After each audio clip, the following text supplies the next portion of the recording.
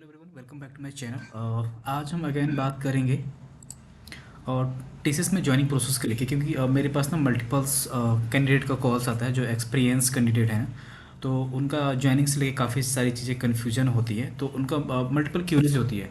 तो इसलिए मैं अगेन एक वीडियो बना रहा हूँ जिसमें हम फिर से कुछ टॉपिक पे डिस्कस कर रहे होंगे आगे अभी, क्योंकि ना डिफरेंट डिफरेंट लोकेशन पर थोड़ा सा जॉइनिंग प्रोसेस मतलब कभी कभी होता है कि आपको ऑफर लेटर बाद में मिलता है, आपका बीसीजी वगैरह के लिए डॉक्यूमेंट वगैरह। तो इसी चीज़ को हम आज डिस्कस करेंगे एक्चुअली होता क्या है, और बहुत से लोग का अलग अलग टाइप के क्वेश्चंस होते हैं।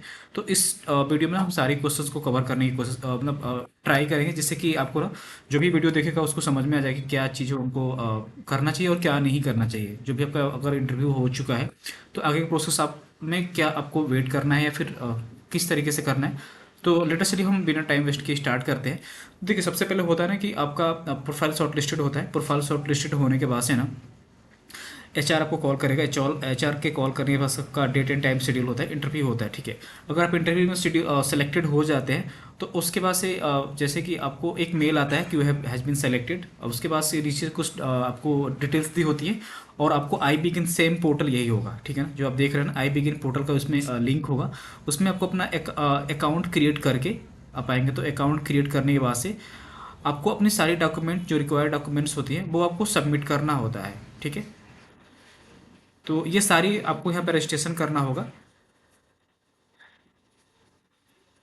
ये आपको पर्सनल डिटेल डालनी होगी, एजुकेशनल वर्क एक्सपीरियंस अगर गैप है तो वो ये सारी चीज़ें आपको इसमें डालनी होगी यहाँ पे रजिस्ट्रेशन करने के बाद से आई बिगिन पोर्टल पे। ठीक है, तो अभी थोड़ा सा लोड हो रहा है। हम इसके ऑलरेडी इसको हम एक वीडियो बना चुके हैं, क्या क्या हमें रजिस्ट्रेशन में क्या क्या प्रोसेस हमें फॉलो करना होता है, वनली मैं आपको दिखा रहा था। ठीक है, तो सारी चीज़ें आपको यहाँ पे एक एक करके आपको पर्सनल एजुकेशनल वर्क ब्रेक करिए, गैप है 6 मंथ से ज़्यादा तो आपको डालना है और डिक्लेयर करना होता है। नीचे आ जाएंगे, आपको डॉक्यूमेंट में आप देखेंगे तो आपको माई डॉक्यूमेंट सारी चीज़ आपको डॉक्यूमेंट अपलोड करने होते हैं। और बीसीजी के डॉक्यूमेंट कुछ होते हैं वो आपको बीसीजी में अपलोड करने होते हैं। नीचे आप स्टेटस आपको ट्रैक दीजिएगा कि आपको क्या अभी स्टेटस चल रहा है। ठीक है ना, ऑफर एंड डे, फिर बैकग्राउंड वेरिफिकेशन में आपको क्या क्या डिटेल्स आपको चाहिए, सारी चीज़ें आपको वहाँ पे सबमिट करनी होती है। तो जैसे आप सारे डॉक्यूमेंट आप सबमिट कर देते हैं ना, ठीक है, तो जैसे सारे डॉक्यूमेंट आप सबमिट कर देंगे तो वो एक्चुअली चला जाता है एचआर के पास में। एचआर उसको वेरीफाई करती है। जो भी अगर डॉक्यूमेंट जैसे कि आपने मेंशन किया रिज्यूमे में, या कुछ भी उनको लगता है कि डॉक्यूमेंट अगर आपका क्लियर नहीं है या फिर कुछ भी इनकम्प्लीट है, तो एचआर आपको कनेक्ट करेगी और कनेक्ट करके उस डॉक्यूमेंट के बारे में आपसे पूछेगी और मांगेगी इस चीज़ दोबारा अपलोड करने के लिए। कई लोगों का होता है कि उन्होंने फाइनल सबमिट पहले ही कर देते हैं, कुछ डॉक्यूमेंट अपलोड किए ही भी ना है।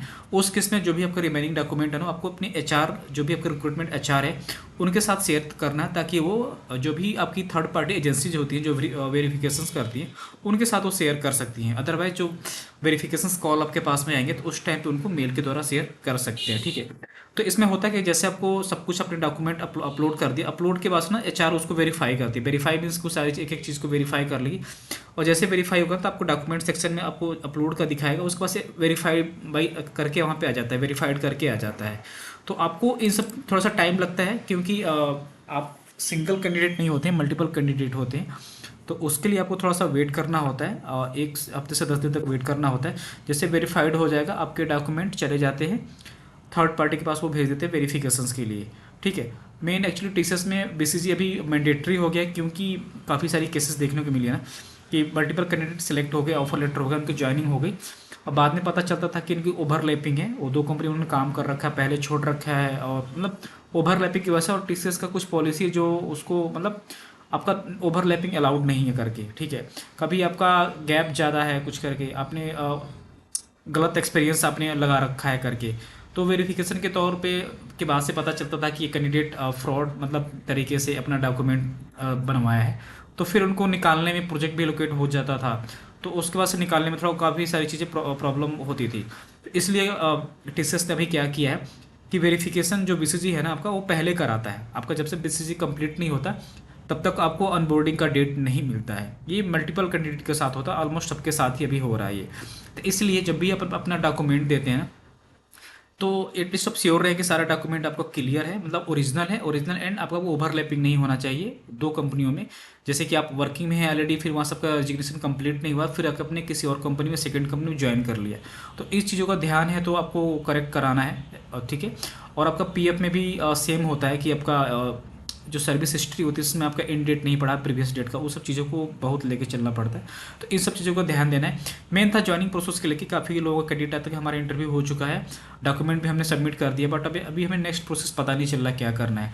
तो आप लोगों से यही मैं कहूँगा कि आप लोग वेट करिए। वेट करने का मतलब कि जैसे ही आपको एचआर डॉक्यूमेंट वेरीफाइड कर दी, वेरीफाइड होने के बाद से वो थर्ड पार्टी के पास चला जाता है वेरिफिकेशन के लिए।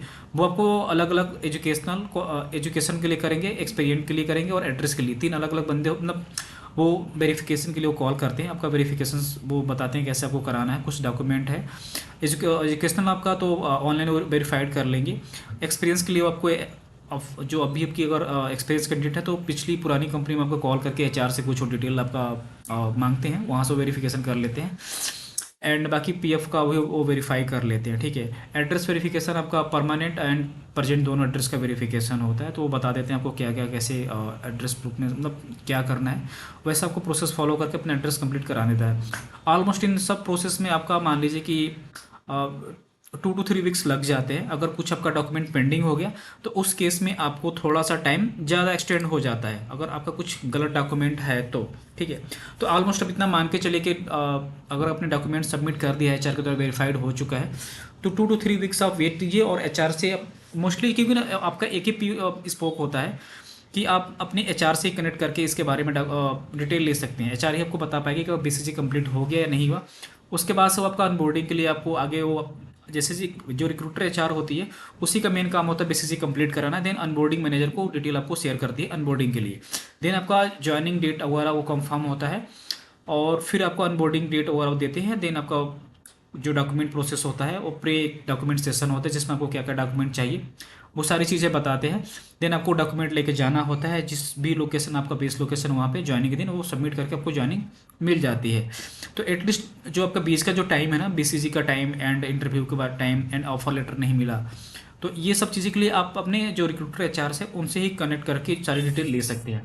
एटलीस्ट अगर कॉन्टैक्ट नंबर नहीं है तो उनको आप मेल कीजिए, मेल का थोड़ा सा वो लेट बट रिप्लाई कर देते हैं, ठीक है ना। अगर कॉन्टैक्ट नंबर है तब कनेक्ट में उनसे करके डिटेल अपनी ले सकते हैं। तो गाइज आज की वीडियो में इतने रखते हैं। अगर कुछ अपडेट होता है तो मैं जरूर के साथ शेयर करता हूँ इसमें। एंड अगर कुछ भी आपकी क्यूरी है तो कमेंट बॉक्स में कमेंट करके पूछ सकते हैं। Thanks for watching.